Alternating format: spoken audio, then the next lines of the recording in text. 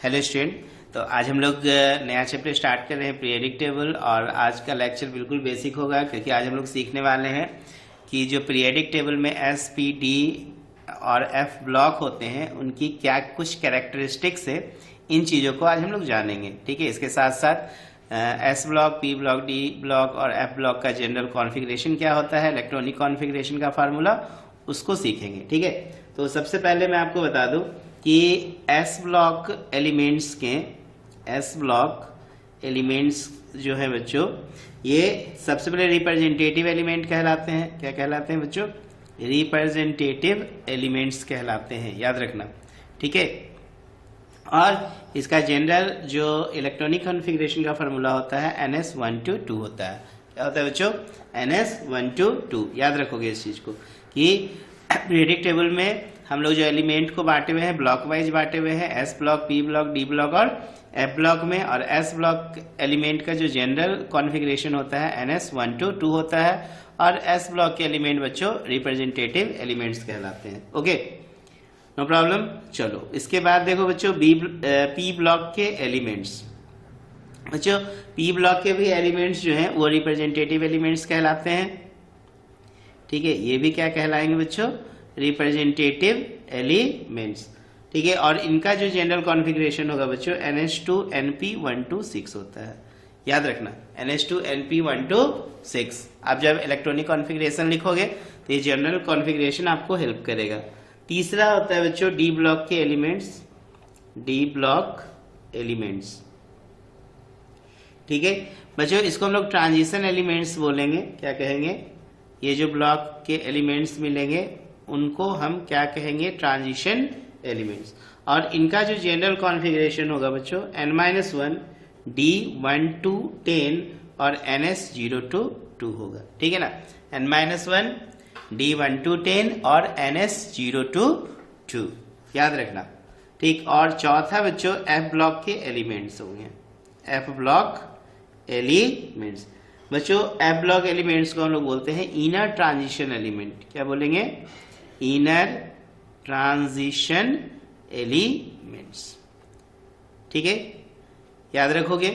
तो ये periodic table में जितने भी एलिमेंट्स हैं इनको 4 ब्लॉक में हम लोगों ने बांट रखा है, S block, P block, D block और एफ ब्लॉक। और एफ ब्लॉक का बच्चों जनरल कॉन्फ़िगरेशन जो होता है, electronic configuration N-2 F1 to 14, N-2 F1 to 14 और फिर N-1 D0 to 1 और NS2। ये आप एकदम याद कर लो क्योंकि आपका स्कूल के एग्जाम में ये 4 में तो एक डेफिनेट आपसे पूछा जाता है। इलेक्ट्रॉनिक कॉन्फ़िगरेशन का जो जनरल फार्मूला है S block, P block, D block, F block का, उसे लिखे। ठीक है, जनरली बच्चों हम लोग फंस जाते हैं डी ब्लॉक और एफ ब्लॉक का जनरल कॉन्फ़िगरेशन में, तो इसको आप 1-2 बार प्रैक्टिस करके याद कर लो। डी ब्लॉक के एलिमेंट का general configuration N-1, D1 to 10, NS0 to 2 होगा, और एफ ब्लॉक एलिमेंट्स का general configuration N-2 F1 to 14, N-1 D0 to 1 और NS2 होगा। बात समझ रहे हो? अब हम लोग बारी बारी से स्टडी करते हैं सभी ब्लॉक के एलिमेंट्स की कैरेक्टरिस्टिक्स को। ठीक है, सभी ब्लॉक के एलिमेंट्स की कैरेक्टरिस्टिक्स को अब हम बारी बारी से स्टडी करेंगे। ठीक है बच्चों, कॉपी निकाल के बैठो और चीजों को नोट करते जाओ, याद होते चला जाएगा। ठीक है बच्चों, अगर आप रांची में रहते हो, झारखंड राज्य के रांची शहर में, और यदि आप ऑफलाइन क्लास ज्वाइन करना चाहते हो तो मेरे से कांटेक्ट कर सकते हो। ठीक है, यहाँ पर देखिए मेरा एड्रेस दिया हुआ है कि Annapurna class near westline inter college, Ranchi के पीछे वाला गली, राधा गोविंद स्ट्रीट में, शिवम अपार्टमेंट के ठीक सामने है। ठीक है, मेरा मोबाइल नंबर भी है, आप चाहो तो मुझसे कांटेक्ट कर सकते हो किसी तरह की यदि प्रॉब्लम होता है। तो यहाँ पर ऑफलाइन क्लास भी चलती है। ठीक है ना, तो अन्नपूर्णा क्लास जो है ऑनलाइन क्लास के साथ साथ ऑफलाइन क्लासेस भी प्रोवाइड करती है। ठीक है ना, पहले सिर्फ ऑनलाइन क्लास चला करता था अन्नपूर्णा क्लास के नाम से, आज ऑफलाइन क्लास भी मार्केट में जो है स्टार्ट हो चुका है। यदि आप रांची शहर में रहते हो और ज्वाइन करना चाहते हो मेरे इंस्टीट्यूट को तो आप ज्वाइन कर सकते हो। ओके, चलो बच्चों अब हम लोग स्टार्ट करते हैं, कहानी को आगे बढ़ाते हैं, एस ब्लॉक एलिमेंट के कैरेक्टरिस्टिक्स को समझते हैं। बच्चों एस ब्लॉक एलिमेंट्स का सिंपल सा मतलब है कि वह एलिमेंट जिसका अंतिम इलेक्ट्रॉन कहाँ जाएगा? एस सब सेल में चला जाएगा। ठीक है ना, इसको हम लोग क्या बोलेंगे, एस ब्लॉक एलिमेंट। फिर से the element in which last electron enter the subshell of their outermost energy level is known as S block element. याद रहेगा ना एस ब्लॉक एलिमेंट, क्लियर है ना।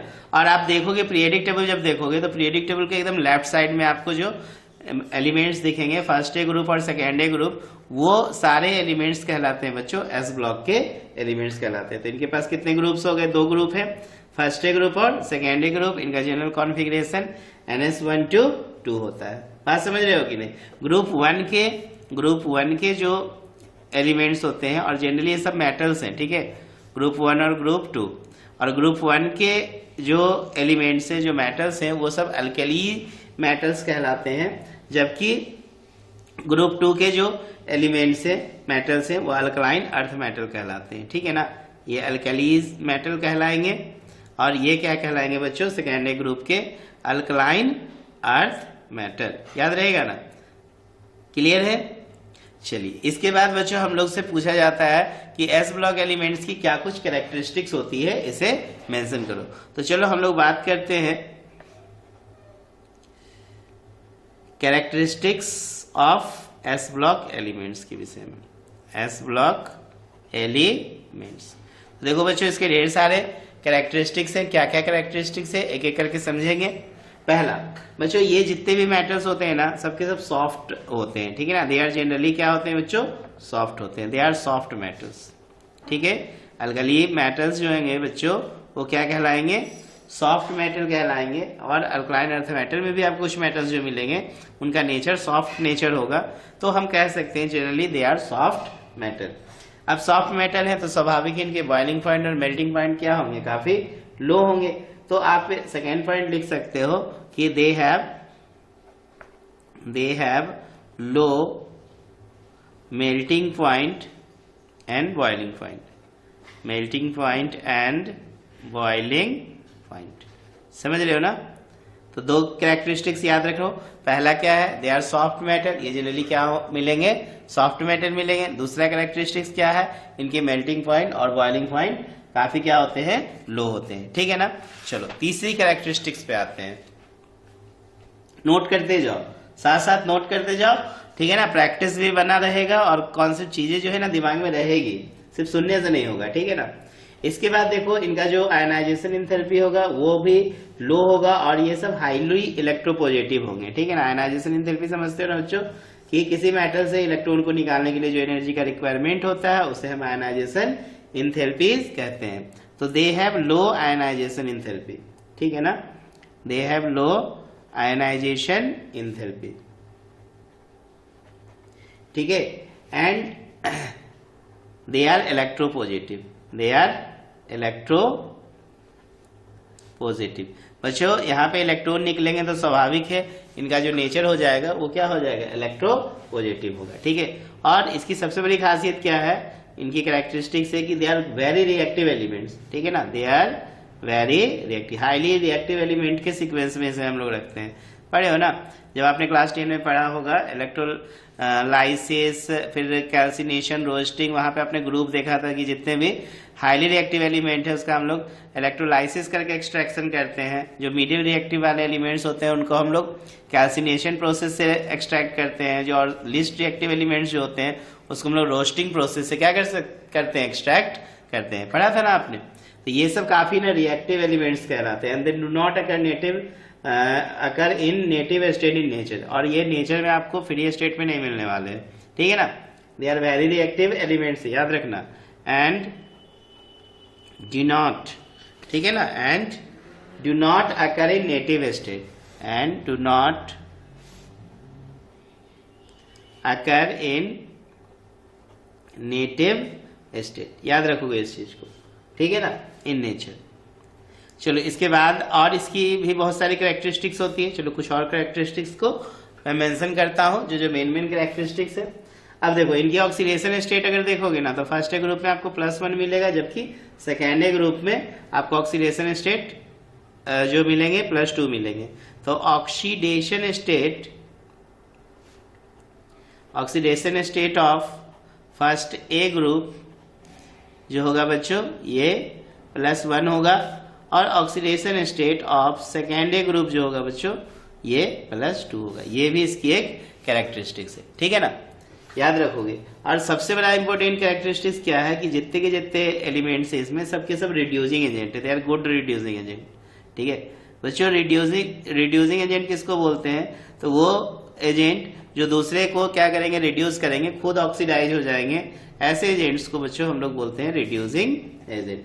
इसके अलावा जो एस ब्लॉक के एलिमेंट्स होते हैं ये जो है ना आयनिक नेचर वाले होते हैं, कहने का मतलब ये आयनिक कंपाउंड्स का फॉर्मेशन करते हैं, ये कोवैलेंट का कंपाउंड का फॉर्मेशन नहीं करते हैं। इसमें एग्जांपल में आपको लिथियम और बेरिलियम मिलेगा बच्चों जो कोवैलेंट कंपाउंड्स का फॉर्मेशन करते हैं। बात समझ रहे हैं ना, क्लियर है ना। तो दे याद रखोगे द कंपाउंड्स ऑफ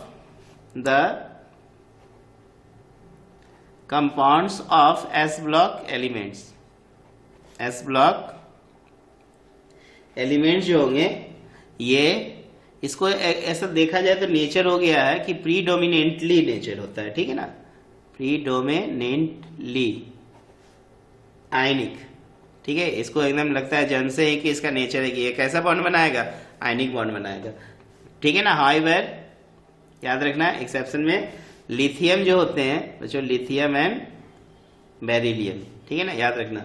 यहाँ पे एक्सेप्शन बहुत मिलने वाला है इस चैप्टर में, याद रखोगे, ठीक है। फॉर्म कोवैलेंट कंपाउंड्स, ठीक है, ये किस तरह के कंपाउंड्स बनाते हैं, कोवैलेंट कंपाउंड्स बनाते हैं, ठीक है ना, क्लियर है। तो ये सारे नेचर जो हो गए बच्चों, ये 7-8 नेचर आपने जो पढ़ा ये सब के सब एस ब्लॉक एलिमेंट्स के नेचर है। अब हम लोग बात करते हैं पी ब्लॉक के विषय में। सेकेंड क्या है बच्चों, पी ब्लॉक एलिमेंट की क्या क्या कैरेक्टरिस्टिक्स है, ठीक है बच्चों। सबसे पहले आपको मैंने बताया कि एस ब्लॉक और पी ब्लॉक दोनों रिप्रेजेंटेटिव एलिमेंट्स कहलाते हैं, ठीक है। और एस ब्लॉक की जनरल कॉन्फ़िगरेशन NS1-2 और पी ब्लॉक की जनरल कॉन्फ़िगरेशन NS2 NP1-6 होता है। तो चलो हम लोग इसको समझते हैं अब ये पी ब्लॉक एलिमेंट की सारी कैरेक्टरिस्टिक्स को, ठीक है। एस ब्लॉक का तो समझ में आ गया, S block elements good reducing agent होते हैं। एस ब्लॉक एलिमेंट जो होते हैं वो जन्म से ऐसा उनका नेचर रहता है कि वो आयनिक कंपाउंड बनाते हैं। फिर भी हमने बेरिलियम और कोवैलेंट कंपाउंड्स को देखा कि ये बेरिलियम और लिथियम को हमने देखा ये कोवैलेंट नेचर वाले होते हैं। आपने देखा फर्स्ट ग्रुप का ऑक्सीडेशन स्टेट +1 होता है, सेकेंडरी ग्रुप का ऑक्सीडेशन स्टेट +2 होता है। दिमाग में बैठा लो ये सारे कैरेक्टरिस्टिक्स किसके हैं, एस ब्लॉक एलिमेंट के। अब हम बात करते हैं P block. P block element को कैसे आइडेंटिफाई करोगे, तो बच्चों इसका लास्ट इलेक्ट्रॉन कहाँ मिलेगा आपको, तो पी सब सेल मिलेगा आउटर मोस्ट से जो इसका सेल होगा ना वो पी सब सेल होगा। इसका जनरल कॉन्फ़िगरेशन आपने लिखा है NH2 NP1-6, इसमें जो है हमें इलेक्ट्रॉन मिलने वाले हैं। बात समझ रहे हैं ना। तो इसको कैसे स्टडी करेंगे, तो इसकी क्या की कुछ कैरेक्टरिस्टिक्स होती है। तो यदि आप पीरियडिक टेबल देखोगे तो जो 13 ग्रुप होते हैं, 14 ग्रुप होते हैं, 15 ग्रुप होते हैं, 16 ग्रुप होते हैं, 17 ग्रुप होते हैं, 18 ग्रुप होते हैं। तो जो ये सारे के सारे एलिमेंट्स जो होते हैं वो पी ब्लॉक एलिमेंट्स की कैटेगरी में रखे होते हैं।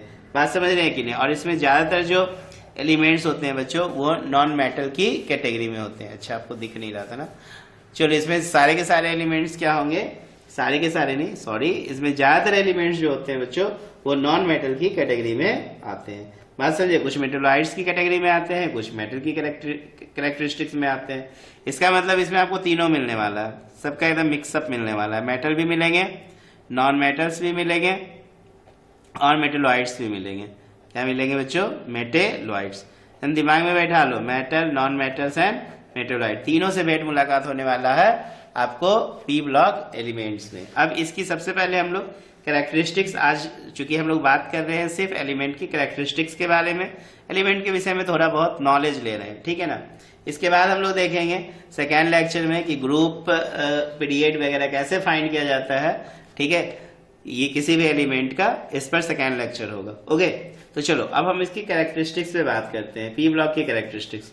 बच्चे पहला कैरेक्टरिस्टिक्स क्या होता है, चलो मैं यहाँ पे पहले तो लिख देता हूँ, characteristics of P block elements, ठीक है ना, characteristics of P block elements. तो जो पहला कैरेक्टरिस्टिक्स मैं लिख रहा हूं कि they are so variable oxidation state, ठीक है ना, याद रखोगे दे शो वेरिएबल ऑक्सीडेशन। इनका जब आप ऑक्सीडेशन स्टेट चेक करोगे तो ये कैसे शो करेंगे बच्चों, वेरिएबल शो करेंगे, समझ रहे हो ना। दूसरा याद रखना, ये आयनिक कंपाउंड के साथ कोवैलेंट कंपाउंड भी देते हैं, ठीक है ना। दे फॉर्म आयनिक। बच्चों आयनिक कंपाउंड किसको बोलोगे, तो जब मेटल नॉन मेटल के बीच बॉन्डिंग होता है ना तो आयनिक कंपाउंड बनाता है, और नॉन मेटल के बीच जब बॉन्डिंग होता है बच्चों कोवैलेंट कंपाउंड बनाता है, ठीक है। तो they form ionic as well as covalent compounds, याद रख लो इसको, ठीक है ना। ये आयनिक के साथ क्या क्या बनाता है, कोवैलेंट भी बनाता है। और इसमें ज्यादातर जो है एलिमेंट्स नॉन मेटल हैं, तो मोस्ट ऑफ द लिख सकते हो, most of the elements are non metal, याद रखना most of the elements are क्या होंगे बच्चों, नॉन मेटल होंगे, क्लियर है ना। इसके बाद याद रखोगे कि इसमें ज्यादातर एलिमेंट इलेक्ट्रोनिगेटिव नेचर वाले होते हैं, इलेक्ट्रॉन गेन करने की टेंडेंसी होती है इन लोग के पास। तो ये भी एक कैरेक्टरिस्टिक्स है कि most of them are highly electronegative, ठीक है ना, याद रखोगे इस चीज को। और सबसे इंपॉर्टेंट इसकी क्या कैरेक्टरिस्टिक्स है, इसमें ज्यादातर जो होते हैं ना एलिमेंट सब के सब ना एसिडिक ऑक्साइड फॉर्म करते हैं। तो ये बहुत अच्छी कैरेक्टरिस्टिक्स है पी ब्लॉक एलिमेंट्स की, कि most of them form acidic oxide. कौन सा ऑक्साइड बनाते हैं बच्चों, एसिडिक ऑक्साइड, समझ में आ रहा है ना। चलिए इसके बाद अब हम बात करते हैं डी ब्लॉक एलिमेंट्स, ठीक है। यहां से कुछ कहानी थोड़े अच्छे समझेंगे, क्योंकि आगे चल के हम लोग ये सब ब्लॉक के एलिमेंट्स की जब कैरेक्टरिस्टिक्स को पढ़ेंगे तो बहुत सारे एक्सेप्शन मिलने वाले हैं। एक्सेप्शन से भरा पड़ा है ये चैप्टर, ठीक है। मेरे को लगता है आपको 60% टॉपिक में तो 60-70% टॉपिक में एक्सेप्शन ही केवल मिलने वाले हैं इस चैप्टर में, ठीक है। चलो D block element, D block का एलिमेंट्स में आप देखें कि the element in which last electron inter D सब सेल या पेनाल्टीमेट एनर्जी लेवल में। पेनाल्टीमेट एनर्जी लेवल किसको बोलते हैं बच्चों, n-1, ठीक है ना। D1 to 10 और NS 0 to 2। तो ये जो है ना आपको पेनाल्टीमेट सेल में आप देखोगे कि इलेक्ट्रॉन इंटर कर रहे हैं, ठीक है। तो हम कहेंगे कि ये डी ब्लॉक के एलिमेंट्स हैं। बात समझ में आ रहा है ना। तो ये जनरल कॉन्फ़िगरेशन याद रखोगे डी ब्लॉक का, ठीक है, समझ में आ रहा है ना। डी ब्लॉक आपका स्टार्ट कहां से होता है बच्चों, 3D से स्टार्ट होता है, 3D 4D 5D ये सब जो है ना बच्चों, ये डी ब्लॉक एलिमेंट्स के एनर्जी लेवल है, समझ रहे हैं ना। डी ब्लॉक के क्या है, एनर्जी लेवल है। तो इनकी क्या कुछ कैरेक्टरिस्टिक्स होती है, इन चीजों के विषय में हम बात करते हैं, ठीक है। देखो बच्चों डी ब्लॉक एलिमेंट की कैरेक्टरिस्टिक्स, सबसे पहला चीज ये सब ना हार्ड होते हैं। इसमें जितने भी डी ब्लॉक में एलिमेंट्स आपको मिलेंगे बाय नेचर ये सब क्या होते हैं, हार्ड होते हैं। अब हार्ड होंगे तो मेल्टिंग पॉइंट क्या होगा, हाई हो जाएगा, ठीक है ना। तो they are hard and high melting point, समझ में आ रहा है ना। ये सब जनरली क्या मिलने वाले हैं आपको, हार्ड मिलने वाले हैं। और हार्ड मिलेंगे तो स्वाभाविक है कि इनका मेल्टिंग पॉइंट क्या हो जाएगा, ज्यादा होगा। और इन सबसे बड़ा खासियत क्या है ना कि ये सब ऑक्सीडेशन स्टेट बड़ा वेरिएबल शो करते हैं, ठीक है ना। तो दे शो, याद रखो, जल्दी जल्दी पॉइंट करते चले जाओ, ठीक है। दे शो वेरिएबल ऑक्सीडेशन स्टेट, ठीक है ना। इनके ऑक्सीडेशन स्टेट आपको कैसे मिलने वाले हैं बच्चों, काफी वेरिएबल्स मिलने वाले हैं, ठीक है। और ये कलर्ड कम्प्लेक्स बनाते हैं, ये तो एकदम सुपर लाइन है, ठीक है। इस पर हम लोग बहुत वर्क करेंगे आगे चल के। दे फॉर्म कलर्ड, ठीक है ना, याद रखोगे। ये जो कॉम्प्लेक्सेस बनाते हैं ये कैसे बनाते हैं बच्चों, कलर्ड कॉम्प्लेक्स बनाते हैं। एक चैप्टर भी पढ़ोगे इस डी ब्लॉक एलिमेंट पे बेस्ड, जिसमें सेंट्रल मेटल एटम आएगा, जहां पे आप कोऑर्डिनेशन कंपाउंड के रूप में इसे जानोगे, ठीक है, क्लियर है ना। नेक्स्ट याद रखोगे कि ये आयनिक के साथ साथ कोवैलेंट कंपाउंड्स भी बनाते हैं। They form ionic as well as covalent compound, ठीक है ना। ये आयनिक के साथ साथ क्या बनाते हैं बच्चों, कोवैलेंट कंपाउंड भी बनाते हैं। और सबसे बड़ा चीज क्या है, इसमें ज्यादातर एलिमेंट जो होते हैं पैरामैग्नेटिक नेचर के होते हैं, ठीक है ना। ज्यादातर एलिमेंट पैरामैग्नेटिक नेचर के होते हैं। बच्चों पैरामैग्नेटिक डायमैग्नेटिक क्या होता है, जैसे कोई एलिमेंट का इलेक्ट्रॉनिक कॉन्फ़िगरेशन खींचोगे, ठीक है ना, और यदि उसमें आपको पेयर्ड इलेक्ट्रॉन सारे मिल जाएंगे तो उस एलिमेंट का नेचर डायमैग्नेटिक हो जाता है, और अनपेयर्ड इलेक्ट्रॉन मिलेंगे बच्चों तो उसमें हमें पैरामैग्नेटिक नेचर देखने को मिलता है। ठीक है, तो मोस्ट ऑफ देम एग्जिबिट, इसमें डी ब्लॉक में ज्यादातर एलिमेंट्स कैसे शो करेंगे अपना बिहेवियर, मैग्नेटिक बिहेवियर, तो पैरामैग्नेटिज्म बिहेवियर को शो करेंगे। ठीक है ना, पैरामैग्नेटिज्म बिहेवियर को क्या करेंगे बच्चों, शो करेंगे। ठीक है, और इसमें सबसे बड़ा चीज इसके अंदर कैटालाइटिक प्रॉपर्टीज भी होते हैं ज्यादातर एलिमेंट्स के अंदर। तो मोस्ट ऑफ देम, अगली कैरेक्टरिस्टिक्स क्या लिख सकते हो, most of them possesses catalytic properties. ठीक है ना, कैटालाइटिक प्रॉपर्टीज याद रखना। देखो ढेर सारा मैं आपको इसका कैरेक्टरिस्टिक्स बता रहा हूँ। ठीक है, इसके अलावा ये सब अलॉय बनाते हैं, मस्त अलॉय बनाते हैं, दे आर फॉर्म अलॉय। ठीक है, दे आर फॉर्म अलॉय, समझ रहे हो ना, मिश्र धातु वगैरह, ये सब ज्यादातर क्या बनाते हैं, अलॉय बनाते हैं। जैसे उदाहरण के रूप में आप देखो ब्रास, ठीक है, एक प्रकार का अलॉय है, ये कॉपर और जिंक का है। Brass is the alloy of copper and zinc. ठीक है ना, CO बोले तो कॉपर, Zn बोले तो जिंक।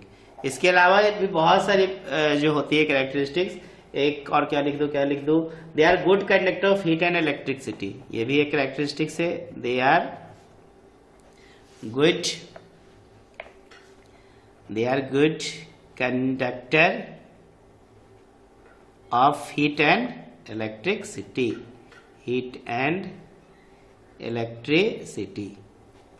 ठीक है ना।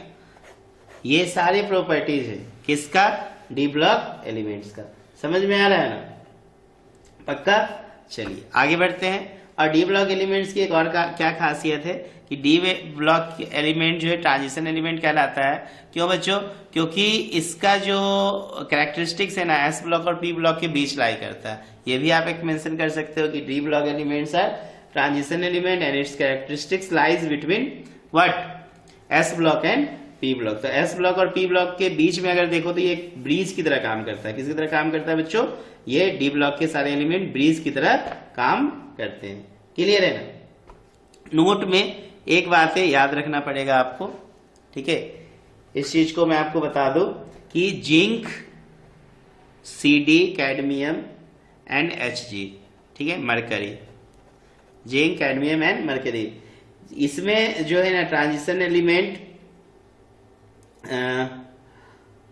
इसमें क्या कह सकते हो कि ट्रांजिशन एलिमेंट की कैरेक्टरिस्टिक्स बहुत ज्यादा आपको नहीं मिलने वाली है। ठीक है ना, क्यों, क्योंकि इनका डी सेल क्या होते हैं बच्चों, फुलफिल होते हैं। क्या होते हैं बच्चों, फुलफिल होते हैं। तो ये आपको एक्सेप्शन में याद रखना पड़ेगा कि जिंक हो गया, कैडमियम हो गया, मरकरी हो गया, ये सब में आपको ट्रांजिशन एलिमेंट की कैरेक्टरिस्टिक्स पूरी तरह से नहीं मिलेगी। क्यों, क्योंकि इसके लास्ट जो सेल होते हैं वो पूरी तरह से फुलफिल होते हैं। समझ में आ रहा है ना। चलिए ये एक नोट में याद रखना, जिंक के बारे में, कैडमियम के बारे में, Hg के बारे में। बाकी अगर देखो तो डी ब्लॉक के एलिमेंट्स जो है बच्चों ट्रांजिशन एलिमेंट्स कहलाते हैं। चलिए लास्ट देखते हैं एफ ब्लॉक एलिमेंट्स की कहानी। एफ ब्लॉक एलिमेंट्स क्या है, इनकी क्या कुछ कैरेक्टरिस्टिक्स हैं, हमें आगे स्टडी आउट करना है। ठीक है, चलो बच्चों F block element, F block का आपने जस्ट अभी कॉन्फ़िगरेशन देखा था कि n-2, F12, 14, n-1, D0 to 1 और NH2। समझ रहे हो ना।